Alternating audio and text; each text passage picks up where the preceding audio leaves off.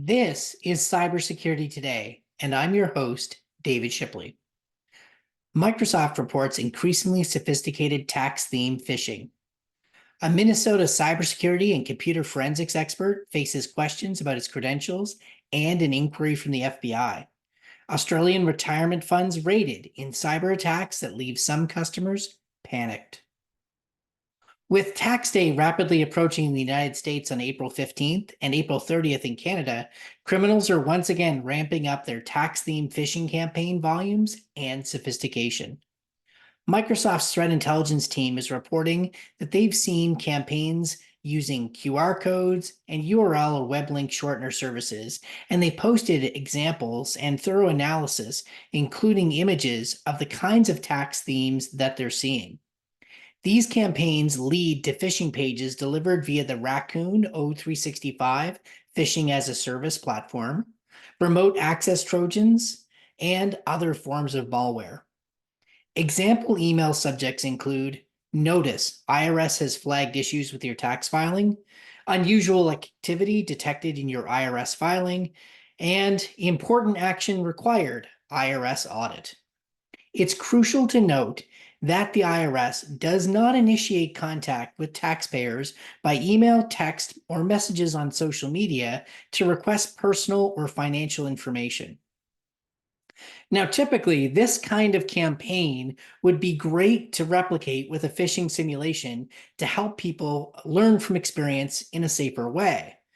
However, the IRS has taken a particularly stern stance on phishing simulations that use its name or logos and has warned major phishing simulation providers and their customers not to use them, or they may face significant legal consequences. Government agencies in many countries have additional legal protections for their name, likeness, and logos. If you are determined to do a tax-themed phishing simulation, avoid using government agency real names or logos. That may make the simulation less compelling in some cases, but it can save you a world of grief. Think Internal Tax Agency or Canada Tax Service instead of using names like IRS or CRA.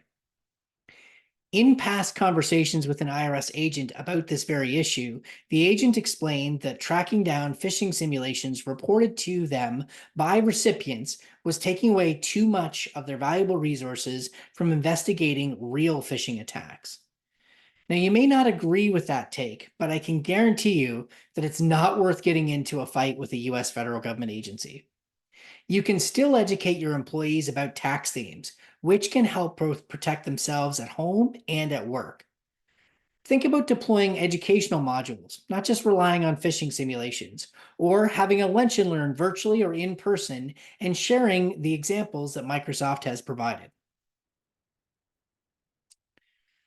Cybersecurity journalist Brian Krebs has a jaw-dropping story this week about a Minnesota cybersecurity and computer forensics expert whose testimony has been featured in thousands of courtroom trials over the past 30 years, facing questions about his credentials and an inquiry from the Federal Bureau of Investigation. According to Krebs, Mark Lanterman, a former investigator for the U.S. Secret Service's Electronic Crimes Task Force, founded the Minneapolis consulting firm Computer Forensic Services, or CFS. Krebs has reported that the CFS website had claimed that Lanterman's 30-year career included seeing him testify as an expert in more than 2,000 cases, with experience in cases involving sexual harassment, workplace claims, theft of intellectual property and trade secrets, white-collar crime, and class action lawsuits. That information was removed from the CFS website last month, with the removal coming after the Hennepin County's Attorney Office said that it was notifying that information was removed from the CFS website last month, with the removal coming after the Hennepin County's Attorney's Office said it was notifying parties to 10 pending cases that they were unable to verify Lanterman's educational and employment background. The county also said the FBI is now investigating. Those allegations around Lanterman's credentials were first raised by Sean Harrington, an attorney and forensics examiner based in Prescott, Wisconsin. Harrington alleged that Lanterman had lied under oath in court on multiple occasions when he testified he has a Bachelor of Science and a master's degree in computer science from the now defunct Uppsala College, and that he had completed his postgraduate work in cybersecurity at Harvard University. Legal experts say this issue could be grounds to reopen a number of adjudicated cases in which the expert's testimony may have been pivotal. Krebs has also reported alleged shocking statements by Lanterman and behavior by CFS regarding putting claims or liens on client data and offering up client data for public option.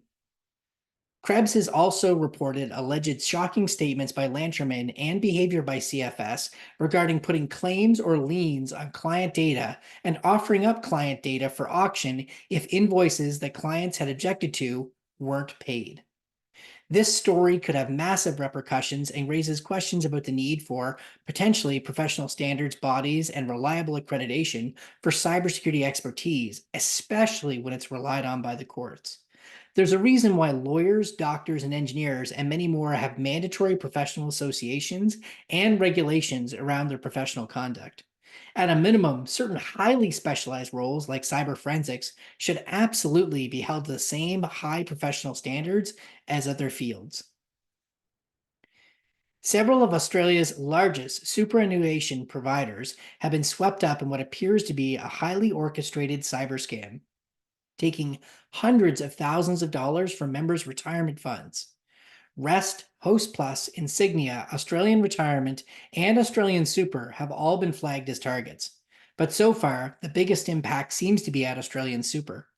Reportedly, attackers had timed the account takeovers to occur in the early morning hours when people would be asleep and less likely to be able to see or act in a timely fashion to prevent the theft.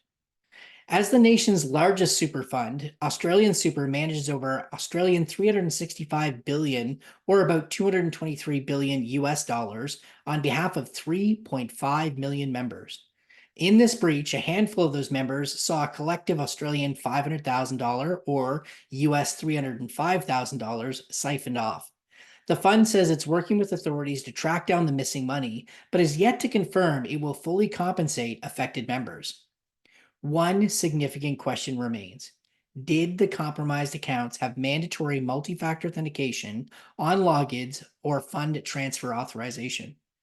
In many cases, financial institutions, including retirement funds, are often very reluctant to add features like MFA for fear it could drive customers to competitors who are seen as more convenient.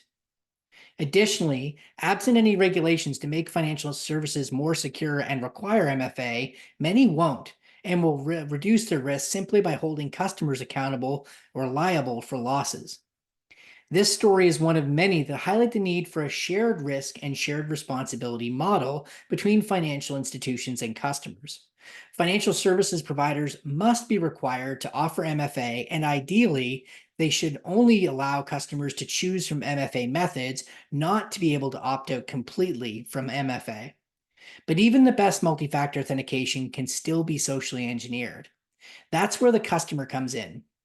Customers must be required to take basic security awareness about their financial services account, and that training must indicate clearly that they have certain responsibilities, and they need to also indicate clearly they understand those responsibilities, including the need to protect usernames, passwords, and to avoid authorizing MFA requests that they didn't start. We're always interested in your opinion, and you can contact us at editorial@technewsday.ca or leave a comment under the YouTube video. I've been your host, David Shipley, sitting in for Jim Love, who will be back on Wednesday. Thanks for listening.